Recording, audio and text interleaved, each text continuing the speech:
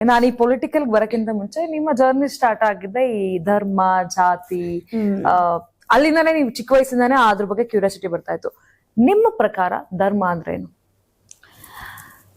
ನಮ್ಮೂರಲ್ಲೆಲ್ಲ ಒಂದ್ ಮಾತಿದೆ, ನಡ್ಕೊಂಡ್ರೆ ಧರ್ಮವಾಗಿ ನಡ್ಕೋಬೇಕು, ಮಾತಾಡಿದ್ರೆ ಧರ್ಮವಾಗಿ ಮಾತಾಡ್ಬೇಕು, ಬದುಕಿದ್ರೆ ಧರ್ಮವಾಗಿ ಬದುಕಬೇಕು, ಯಾರು ತಲೆ ಹೊಡೆದು ಬದುಕಬಾರ್ದು ಅಂತ. ಸೊ ನನ್ನೂರಿನಲ್ಲಿ ಆ ಧರ್ಮ ಅನ್ನುವ ಪದ ಯಾವುದಕ್ಕೆ ಬಳಸ್ತಾರೆ ಅಂದ್ರೆ ಒಳ್ಳೆತನಕ್ಕೆ.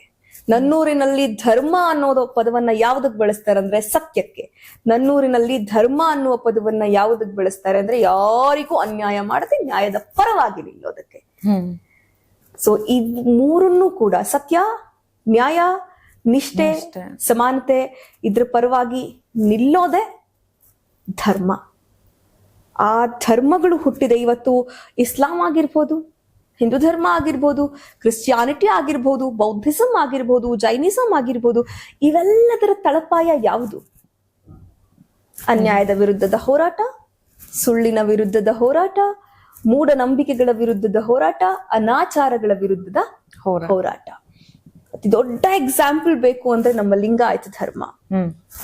ಅಣ್ಣ ಬಸವಣ್ಣನವರು ದಯವಿಲ್ಲದ ಧರ್ಮ ಯಾವುದಯ್ಯ ಅಂತ ಹೇಳ್ತಾರೆ. ದಯೇ ಬೇಕು ಸಕಲ ಪ್ರಾಣಿ ಪಕ್ಷಿಗಳಲ್ಲಿ ಅಂತ ಹೇಳ್ತಾರೆ. What does that mean? ಅದ್ರರ್ಥ ನೀವು ಸರಿಯಾದ ದಾರಿಯಲ್ಲಿ ನಡೀಬೇಕು ಅಂತ. ಸರಿಯಾದ ದಾರಿಯಲ್ಲಿ ನಡೆಯುವಂತ ಒಂದು ಹಾದಿಯೇ ಧರ್ಮ. ಬಟ್ ಈಗ ಧರ್ಮ ಅನ್ನೋದು ಆ ರೀತಿಯಾಗಿ ಉಳ್ಕೊಂಡಿದ್ಯಾ? ನಾವು ಧರ್ಮಗಳ ಕಿತ್ತಾಟ ಜಾಸ್ತಿ ಆಗ್ತದೆ. ಮೊದಲನೇ ತಪ್ಪು, ಧರ್ಮದ ಬಗ್ಗೆ ಮಾತಾಡೋ ನಾವುಗಳು ನಮ್ಮ ಧರ್ಮದ ಮೂಲ ಆಶಯ ಯಾವುದು ಅನ್ನೋದನ್ನ ಮರ್ತಿದ್ದೀವಿ. ಓಕೆ, ಯಾವ ಬಸವಣ್ಣವರು ಸಮಾನತೆಗೋಸ್ಕರ ಹೋರಾಡಿದ್ರು, ಯಾವ ಬಸವಣ್ಣವರು ತಮ್ಮ ಅನುಭವ ಮಂಟಪದಲ್ಲಿ ಸೂಳೆ ಸಂಕವ್ವೆಯಿಂದ ಹಿಡಿದು ಮಾದಾರ ಚೆನ್ನಯ್ಯನಿಂದ ಹಿಡಿದು ಎಲ್ಲಾ ಜಾತಿ ಧರ್ಮದವ್ರನ್ನ ಕರ್ಕೊಂಡ್ ಬಂದು ಕೂರ್ಸಿ ಅನುಭವ ಮಂಟಪವನ್ನ ಕಟ್ಟಿದ್ರು. ಅದರ ಆಶಯಗಳನ್ನ ನಾವು ಎಷ್ಟು ಫಾಲೋ ಮಾಡ್ತಾ ಇದೀವಿ? ಮೊದಲನೇದಾಗಿ ಕನ್ನಡಿಗರಾಗಿ. ಇಸ್ಲಾಂ ಆಗಿರ್ಬೋದು, ಇಸ್ಲಾಂ ಯಾರಿಗೂ ಮೋಸ ಮಾಡಬಾರ್ದು, ಅನ್ಯಾಯ ಮಾಡಬಾರ್ದು, ಅನ್ಯಾಯ ದುಡ್ಡು ತಿನ್ನಬಾರ್ದು, ಸುಳ್ಳು ಹೇಳ್ಬಾರ್ದು, ವಂಚನೆ ಮಾಡಬಾರ್ದು ಅಂತ ಹೇಳುತ್ತೆ. ನಾವೆಷ್ಟು ಮಟ್ಟಿಗೆ ನಡ್ಕಂತಿದೀವಿ? ಕಮ್ಮಿ ಪಾಲ್ಸಂತ. ಹಿಂದೂ ಧರ್ಮ ಏನ್ ಹೇಳುತ್ತೆ? ವಸುದೈವ ಕುಟುಂಬಕಂ ಅಂತ ಹೇಳುತ್ತೆ. ನಾವು ವಸುದೈವ ಕುಟುಂಬಕಂನ ಫಾಲೋ ಮಾಡ್ತಿದೀವ? ಎಲ್ಲೋ ಯುದ್ಧ ನಡೆದ್ರೆ ನಮಗ್ ಸಂಭ್ರಮಾಚರಣೆ, ನನ್ ವೋಟ್ ಬ್ಯಾಂಕ್ ಗಟ್ಟಿ ಆಯ್ತು. ಎಲ್ಲೋ ಜಗಳ ಆಡ್ಕಂತಿದ್ರೆ ನನ್ ವೋಟ್ ಬ್ಯಾಂಕ್ ಗಟ್ಟಿ ಆಯ್ತು. ಇವತ್ತ ಹೆಂಗ್ ಹಿಂದೂ ಮುಸಲ್ಮಾನ್ರಿಗೆ ಜಗಳ ಆಡ್ಸಿ ನನ್ ವೋಟ್ ಬ್ಯಾಂಕ್ ನ ಗಟ್ಟಿ ಮಾಡ್ಕೊಬೇಕು, ಖಂಡಿತ ಯೋಚನೆ ಮಾಡ್ತಿದೀವಿ. ಸೊ ಧರ್ಮವನ್ನ ಯಾರು ನಾವು ಗುತ್ತಿಗೆ ತಗೊಂಡಂಗ ಆಡ್ತಿದೀವಲ್ಲ, ನಾವು ಆ ಧರ್ಮ ಅಥವಾ ನನ್ನ ಧರ್ಮ, ನಾನೀಗ ಇಸ್ಲಾಂ ಫಾಲೋ ಮಾಡ್ತಿದ್ದೀನಿ ಅಂತ ಅಂದ್ರೆ ನನ್ನ ಇಸ್ಲಾಂನ ಆಶಯ ಏನು, ಅದಕ್ಕೆ ನಾನು ಎಷ್ಟು ಮಟ್ಟಕ್ಕೆ ನಡ್ಕೊಳ್ತಿದ್ದೀನಿ ಅದನ್ನ ನಾನು ನೋಡ್ಬೇಕಲ್ವಾ? You not looking into that, even including me, you not looking into that. ಹೌದು, ಆ ಮೂಲನ ಬಿಟ್ಟು ಇವರು ಎಲ್ಲ ಸೃಷ್ಟಿ ಮಾಡ್ಕೊಂಡಿದ್ದಾರೆ.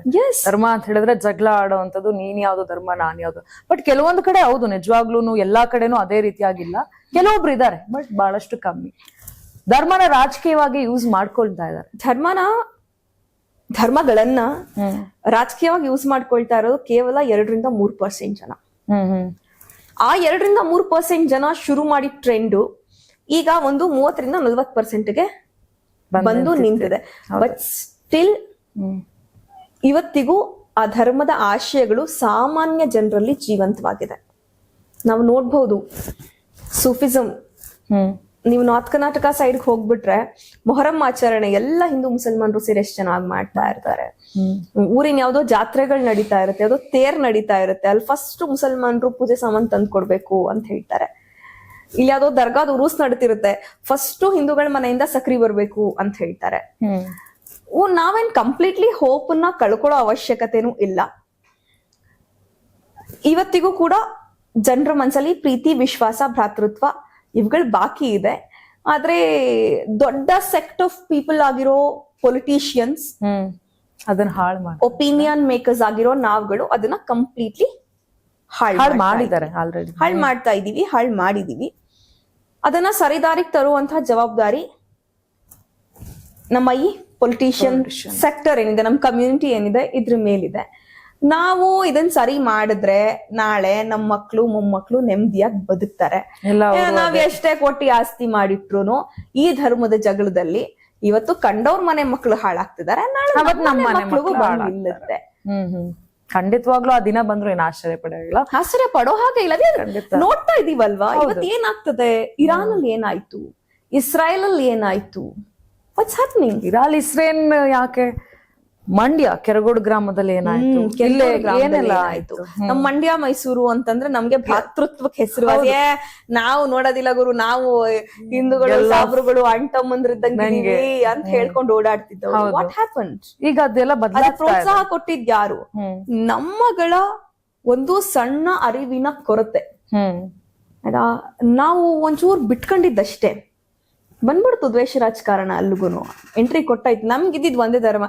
ನಾವೆಲ್ಲ ನೊಗ ಹೊತ್ಕೊಂಡ್ ಹೋಗೋರು ಗುರು, ಅವೆಲ್ಲ ಹೊಲ ಉಳವ್ರು. ನಮ್ದೊಂದೇ ಜಾತಿ, ರೈತರ ಜಾತಿ. ನಮ್ದೊಂದೇ ಧರ್ಮ, ರೈತರ ಧರ್ಮ. ಈಗ ಬದಲಾಗ್ತಾ ಇದೆ. ನಮ್ ಧರ್ಮ ಯಾವ್ದು ಅಂದ್ರೆ, ನಾವು ಬೆಳಿಗ್ಗೆ ಎದ್ದು ಅಂದ್ರೆ ನೇಗ್ಲು ಹೊತ್ಕೊಂಡ್ ಹೋಯ್ತಾ ಇರ್ಬೇಕು. ಯಾವ ಜಾತಿ ಯಾವ ಧರ್ಮ ನೋಡಿ ಹೋಗ್ ಮರಯ ಅಂತ ಹೇಳಿ ಅದೆಲ್ಲ ಯೋಚನೆನೂ ಮಾಡ್ತಾ ಇರ್ಲಿಲ್ಲ ಅದ್ರ ಬಗ್ಗೆ. ಹಂಗ ಹೇಳ್ತಿದ್ದವ್ರು ಇವತ್ತಿಗೆ ನಾವೇನಾಗಿದ್ದೀವಿ, ನಾನ್ ಹಿಂದೂ, ನೀನ್ ಮುಸ್ಲಿಂ. ಆ ಒಂದು ಅವರೇ ಬಾರ್ಡರ್ ಹಾಕೊಂಡ್ಬಿಟ್ಟಿದಲ್ವಾ ಆತರ. ಈಗ ನಾನು ಮೈಸೂರು ಮಂಡ್ಯದವಳು, ನಮ್ಗೆಲ್ಲ ನಾವ್ ಚಿಕ್ಕ ವಯಸ್ಸಲ್ಲಿ ಇದ್ದಾಗ್ಲೂ ನಮಗ್ ಗೊತ್ತೇ ಇರ್ಲಿಲ್ಲ ಈ ಮುಸ್ಲಿಂ ಅನ್ನೋದು ಬೇರೆ, ಹಿಂದೂ ಅನ್ನೋದು ಬೇರೆ. ಮನೆ ಬೆಳೆಯೋ ಹುಣಸೆ ಹಣ್ಣು ಈ ರೈತರ ಮಕ್ಳುಗಳಿಗೆ ಚೆನ್ನಾಗ್ ಗೊತ್ತಿರುತ್ತೆ. ಆ ಹುಣಸೆ ಹಣ್ಣು ತಗೊಳಕ್ಕೆ ಬೇರೆ ಯಾರು ಬಂದ್ರು ಕೊಡೋದೇ ಇಲ್ಲ. ನಮ್ಮೂರ್ ಸಾಬ್ರು ಬರ್ತಾರೆ, ಹೇಳ್ಬಿಟ್ಟಿದೀವಿ, ಅವ್ರಿಗೆ ಕೊಡ್ಬೇಕು. ಪ್ರತಿ ವರ್ಷ ನಾವು ಅವ್ರಿಗೆ ಕೊಡೋದು, ಈ ವರ್ಷನೂ ನಾವು ಅವ್ರಿಗೆ ಕೊಡೋದು. ಗುಜರಿ ಸಾಮಾನ್ಗಳಾಗಿರ್ಲಿ, ಇದೆಲ್ಲ ಕೊಡುಕೊಳ್ಳುವಿಕೆಯ ಪದ್ಧತಿ ಇತ್ತು. ಅದೇ ಹುಣಸೆ ಹಣ್ಣನ್ನ ರೈತರು ಅವ್ರಿಗೆ ಕೊಟ್ಟು ಸಾಬ್ರು ಕ್ಲೀನ್ ಮಾಡಾದ್ಮೇಲೆ ವಾಪಸ್ ಅವ್ರ ಹತ್ರ ತಗೊಳ್ತಾ ಇದ್ರು. ಸೊ ಈ ತರದ್ ಒಂದು ಪ್ರೋಸೆಸ್ ಇತ್ತಲ್ಲ, ಒಂದು ಸಹಬಾಳ್ವೆ ಇತ್ತಲ್ಲ. ಪ್ರೋಸೆಸ್ ಅಲ್ಲ ಅದು, ಪ್ರೋಸೆಸ್ ತುಂಬಾ ಟೆಕ್ನಿಕಲ್ ವರ್ಡ್ ಆಗೋಗುತ್ತೆ. ನಮ್ಮ ದೈನಂದಿನ ಬದುಕೆ ಹಂಗಾಗೋಗಿತ್ತು. ಬಟ್ ನಾವು ಅತ್ಕರಾವಳಿಗರ ಇನ್ಫ್ಲೂಯೆನ್ಸು, ದ್ವೇಷ ಭಾಷಣಗಳ ಇನ್ಫ್ಲೂಯೆನ್ಸು, ಸೋಷಿಯಲ್ ಮೀಡಿಯಾ ಇನ್ಫ್ಲೂಯೆನ್ಸು ತುಂಬಾ ಬೇಸರ ಮತ್ತು ಬೇಜಾರಾಗುತ್ತೆ. ನಮ್ ಮಂಡ್ಯ ಮೈಸೂರು ಹಿಂಗಾಗೋಯ್ತಲ್ಲ. ಖಂಡಿತವಾಗ್ಲೂ ಹೌದು. ನೀವು ಸಣ್ಣ ಆಗ್ಬೇಕಲ್ವಾ, ಅದು ಒಂದು ಉತ್ತಮ ಆಹಾರದಿಂದ ಸಣ್ಣ ಆಗ್ಬೇಕಲ್ವಾ. ಪ್ರತಿದಿನ ನಮ್ಮ ಜೀನಿ ಸ್ಲಿಮ್ ನ ಯೂಸ್ ಮಾಡಿ ಯಾವುದೇ ಸೈಡ್ ಎಫೆಕ್ಟ್ ಇಲ್ದಂಗೆ ನೀವು ಸಣ್ಣ ಆಗ್ತೀರಾ.